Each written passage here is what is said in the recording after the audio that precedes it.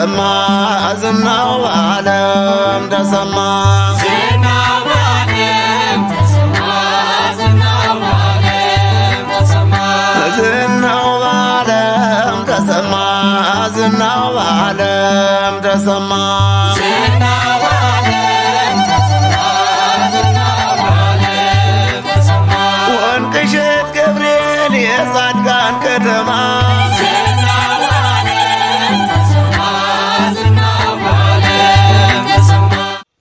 Hello, my name is Sam Walker. I'm a professor of archaeology and ancient history and religions. I grew up in Nairobi, so I've been aware of the Ethiopian church all my life. I spent 5 years in the country of Yemen, 7 years in Jerusalem, both as a student and as a professor, doing archaeology, and 2 years in Jordan. I've done quite a bit of work in Sudan and in Egypt. I was 7 years in the Pacific Islands, Micronesia, where I worked in archaeology as well as sustainable agriculture, water catchment systems, agroforestry, and I've been in Ethiopia now off and on for about 7 years. My impression of the monastery is, again, having the sustainability background, very impressed with both the reforestation, the use of native plants, the way that you channel water, I think is exceptional. The cleanliness, the orderliness, these are all exceptional. I've been many places around the world, and nothing compares to this from my experiences. My first degree is religious studies. It was comparative religions, looking at the 3 monotheisms, and I studied in Jerusalem as part of that degree. So Islam, Christianity, and Judaism were all part of my original research. I have a master's also in education, primarily in curriculum design, where I've worked at university levels, creating both curriculum and self-studies. I've also done quite a bit of teaching in education, both in the high school and university settings. My priority of actually coming here was to see if we could look at some of the cultural heritage components. I had heard many stories about the things that have been excavated here. I've done a lot of research on the early medieval period in Ethiopia. It's a very interesting period for many reasons, but it's also underrepresented. So looking at the transition from the Zagwe dynasty into the Solomonic period is very interesting to me, and I know that there are settlements as well as monasteries in this area. I've been to Daga Stefanos, I've been to Dana Kirkos, primarily looking again at the cultural heritage component, but also including as much as possible the ecologies. So it'd be wonderful if I could come back and if we could maybe look at the entire valley in terms of both the cultural components and the ecological components. I was asked by a local media representative to see if we might be able to produce a documentary on the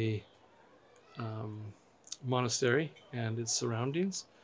And I think that there's a great story to tell. The combination of both the nuns and the monks working collaboratively, just the gentleness of the community here is phenomenal. So I think this is the kind of story that we would like to represent as much as possible. My priority is to create positive stories about Ethiopia, especially in relation to the ancient church and its continuity of history into the present day. Thank you very much for the time and for your hospitality. አመሰግናለሁ። ያው እንደገለጸው ወንድማችን ፕሮፌሰር ሳሙኤል ይባላል። ከአሜሪካ ነገር ነው የመጣው ዩናይትድ ስቴትስ ኦፍ አሜሪካ አርኪኦሎጂስት ነው። አርኪኦሎጂ ፕሮፌሰር ነው። በጣም ብዙ ቦታዎች በሙያው አጥንቷል። በሙያው የአርኪኦሎጂ ስራም ብቻም ሳይሆን ስለ እምነት አጥንቷል። ብዙ ነገር አጥንቷል። መጽሐፍ ቅዱስን ለ7 ዓመት ያክል 5 ጊዜ ከዘፍጥረት እስከ ራእይ ዮሐንስ አንብቧል፣ መርምሯል። በቅድስት ኢየሩሳሌምም ለ7 ዓመት ያክል ኖሯል። የአይሁድ እምነትን የእስልምና እምነትንና የክርስትና እምነትንም ጠለቅሎ ለማጥናት ሞክሯል ከመሞከርም ባሻገር በጣም ብዙ አብያተ ክርስቲያናትንና ገዳማትን ጎብኝቷል ጣና ገዳማትን እና የተለያዩ የኢትዮጵያ ውስጥ ያሉ ገዳማትን እና ቤተ ክርስቲያናትን ጎብኝቷል ነገር ግን ይህ ሁሉ ሲሆን ወንድማችን ሳሙኤል ከካቶሊክ ወደ ክርስትና ወይም ደግሞ ወደ ኦርቶዶክስ ተዋሕዶ አልመጣም ነበር ይሄን ሁሉ ሲያቅ ይሄን ሁሉ ሲመራመር ይሄን ሁሉ ፍለጋ ሲያደርግ ወደ ኦርቶዶክስ የሚያመጣውን ፖይንት ግን አላገኘም ነበር ያገኘው መቼ ነው ብትሉኝ ከሁለት ቀን በፊት ወደዚህ ገዳም ለተለያዩ ጥናቶች እና ዶክመንተሪ ስራዎች መጣ ወደ ወንቅሸት አድያመ ዮርዳኖስ ቅዱስ ገብርኤል አንድነት ገዳም መጣ በመጣበት ሰዓት ደብዳቤ ነው ይዞ የመጣው ከኢትዮጵያን ማስ ሚዲያ ኤጀንሲ ደብዳቤ ይዞ መጣ ምንድነው ደብዳቤው የሚለው የአርኪኦሎጂ ወይም ቁፋሮ አድርጎ ከኢትዮጵያ አሁን የወንቅሸትን ገዳም ከሌላቱ ገዳሞች ጋር ገዳማትና ከስልጣኔ ከነበራቸው አካባቢዎች ጋር ያለውን ቁርኝት ለማጥናት ነው አመጣጡ ከዚህ ባሻገር ግን ጥናቱን ሲያደርግ ያለውን የገዳሙን ጥንታዊነት ሲረዳ ከሙዚየም ቤቱ የገዳሙ ሙዚየም ቤት አለ ያን ገብቶ ሲያይ እሱ ቆፍሮ ከሚወጣው በላይ ሆነበትና ተገረመ ነገሮቹንም ነገር እኛ ሳንነግረው ወይም ደግሞ ሌሎች መነኮሳትም ሳይነግሩት በማየት ብቻ ስለ ገዳሙ አወቀ ይሄ እንዲህ ነው አይደል ገዳሙ እንደዚህ ነው አይደል ማለት ጀመረ ብዙ ነገሮችን ሲጠይቅ እምነቱ በውስጡ እየሰረጸ መጣ እንግዲህ አዘቡ 7 አመት በኢየሩሳሌም ኖሯል ከ5 ጊዜ በላይ ከኦሪት ዘፍጥረት እስከ ዮሐንስ ራእይ አንብቧል በተለያዩ ገዳማትና ቤት አብያተ ክርስቲያናት ዞሯል ነገር ግን ወንቅሸት የመጣው ለሁለት ቀን ዛሬ ሁለተኛ ቀኑ በሁለተኛ ቀኑ ግን የወሰነው ውሳኔ ዛሬ መጠመቃል ዛሬ ኦርቶዶክስ ተዋሕዶ መመለስ ዛሬ ወደ እግዚአብሔር ወደ አምላኬ እቅፍ መምጣት አለብኝ ስጠመቅም የ40 ቀን ህፃን እንደምሆን ተነግሮኛልና የ40 ቀን ህፃን መሆንን መናፈቅ አልፈልግም ዛሬ ነው መሆን ምፈልግ ብሎ ትላንትና በተሰጠው ቀኑና መሰረት በጾምና በቤተ ክርስቲያን ውስጥ አድሮ ክርስትና ተነስቶ ስጋ ወደሙን ወስዶ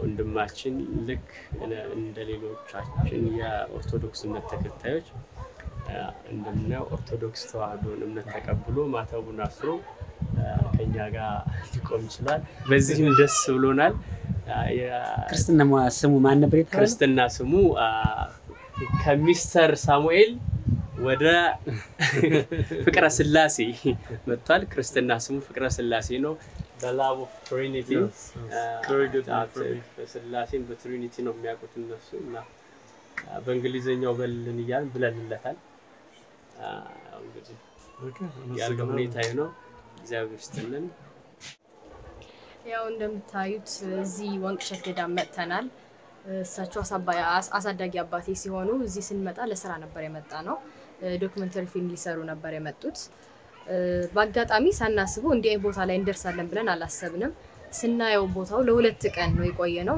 በሁለት ቀን ቆይታችን ግን በጣም የሚገርም ነገር ብዙ ሁሉም እያንዳንዱ ነገር በጣም ነው የሚደንቀው አሰራሩ የሰው አቀባበል ቦታው የጽዋታ አጠባበቃቸው የሰው እንዴት እንደሚፈወስ ሁሉ ነገር ሳይ እኔ በወገኔ በጣም ነው የተደነቅኩት ማለት ትግራይ ነው ያደኩት ያክሱም ልጅ ነኝ ብዙ ነገር አይቻለሁ እናቴ ጸበል በጣም ታበዛለች ብዙ ጸበል ቦታ ይጃለው እንደዚህ አይነት ጸበል ቦታ ግን አይቻላቅም በህይወቴ እንዳለ ትግራይ ያለ ጸበል ቤት እንዳለ ሄጄበታለሁ ያልሄድኩበታለሁ ብዬ አላስብም ግን እንደዚህ አይነት አጋጥሞኝ ያቀም እዚህ ስመጣ ብዙ አይነት ሰዎች አይቻለሁ ከየቦታው ናቸው ሁሉም የየራሱ አይነት ምክንያት አለው እዚህ የሚያመጣው እግዚአብሔርም በምክንያት ነው እዚህ ያመጣኝ ብዬ አስባለሁ ከሳቸው ጋር እዚህ ያመጣኝ በምክንያት ነው ብዬ አስባለሁ ተመልሼ እንደምመጣም ተስፋ አደርጋለሁ እንደምመጣም እርግጠኛ ነኝ በጣም ደስ ብሎኛል የሰዎቹ አቀባበል በሁሉም በነፃነት በጣም እኔ እንዴት ተደንቄ ያላቀም በቀላሉ አልደነቅም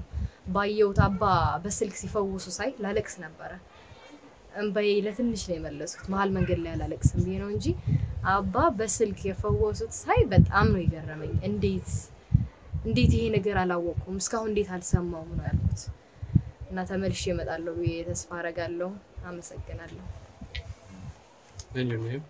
ለተብርሃና ብርሃን ላይ ይባላል And my daughter. አባቴ ናቸው